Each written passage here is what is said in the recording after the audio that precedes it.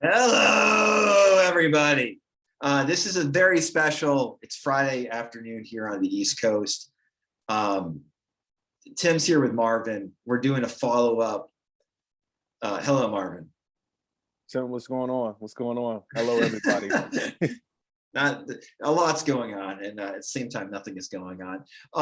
Marvin and I have convened for a follow-up brief chat, because I have to get food for my wife and children in about 5 minutes, about a conversation that we had last week. I'll put a link above to that. But I mentioned it in the last video I did, and Marvin's the one who brought it to my attention. I'll link above to the last video I did regarding robotic affirmations.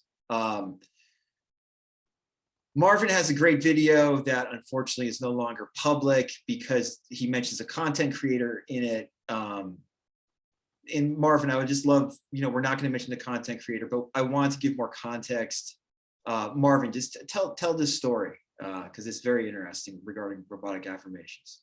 So essentially, I was on Instagram about a couple months ago, and I follow a content creator on Instagram, and in her stories, she was making a statement on robotic affirming and how all of these people were coming to her after following another coach's advice in Sammy Ingram, who pretty much everybody in this community, a lot of people in this community anyways, knows about. She had posted in her Instagram stories how Sammy's followers were coming to this other content creator and telling her, I need help me for free.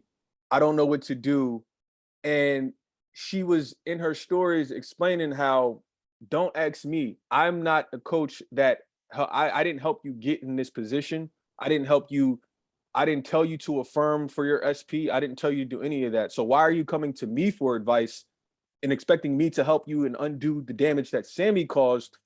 You were expecting me to help you for free when I didn't do that to you, and I'm definitely not going to help you for free undo that. And she was explaining how a lot of the followers were panicking, and she said that they were teenagers. A lot of those guys, I guess, are teenagers. I'm not sure. I can't confirm that, but she had mentioned that a lot of them were teenagers, and they were freaking out, and that they didn't have money to pay her to help them. But her whole thing was, don't come to me. Go to Sammy. If Sammy helped you get in this position, go to Sammy to help you get out of the position. You better make sure you have the money ready. I don't care if you're a teenager or not. And so I made this video detailing how some of the followers she had posted in her Instagram stories were saying to her, they had extreme anxiety from doing robotic affirming. And some of these guys had went on antidepressants. Some of these guys were hospitalized. And just the symptoms and the side effects in this community that people don't talk about when you are consciously trying to affirm for something, but subconsciously you're not there yet. And so in the video that I created, I was talking about the dangers of just listening to blind advice. And I think this is extremely imperative to people. Like, if you're a teenager, I think watching this is extremely imperative for you specifically, because teenagers, or the younger you are, in my opinion, the more susceptible you are to believing a lot of this stuff. And I also firmly believe the first person you find out about in the manifestation community, that first video you watch from whoever that content creator is, that could be your downfall. And so you have to be careful about who you first come across, and not just necessarily listen to them just because they're so like. And I feel bad. And another follower said that, they said Sammy was the first person I found out about. And so I just followed her advice, and it got me nowhere. I was sick. I was thrown up. I had nightmares, like literal physical symptoms.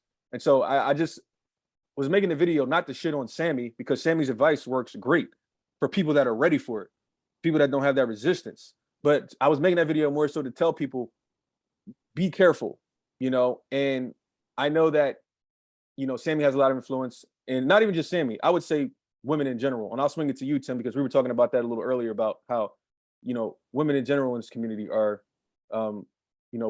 predominantly the ones, portraying this type of message. Yeah. No, thank you for that, Marvin. Yeah, I'll talk about that in a sec. I just want to add that, like, over the last, since I found Sammy and got into her stuff myself, because I like a lot of what she talks about, and I strongly dislike a lot of what she talks about and the cult around robotic affirming she's created. which is nonsense. But I've heard, and I've worked with clients who've had significant mental issues, trying to robotically affirm over everything. I love how you put that about like the subconscious not being ready. That's a great way of putting it. Often people find teachers, popular online teachers, manifesting teachers like Sammy, they come at it from a very desperate place. So teenagers are very impressionable, but a lot of other people who find SP advice are at like their most desperate place to get their partner back, you know, to fix their romance, you know, and they'll believe blindly anything that sounds good. And as you just pointed out, you really have to be careful of that. It's very dangerous. And I've heard a lot of bad stories over the years, people falling, or not over the last couple of years, I should say, because again, I'm recently new to this phenomenon, only a couple of years, the robotic affirming thing, if I'm even aware of it. But I've heard some really bad stories of people falling into depression, but the hospitalization thing is something new to me, and I don't doubt it. I'm not surprised by it. And yeah, just, you know, we got to wrap up, but it does seem like the SP space, especially the manifesting space in general, like there's a lot of feminine energy, which is wonderful. I'm all about that.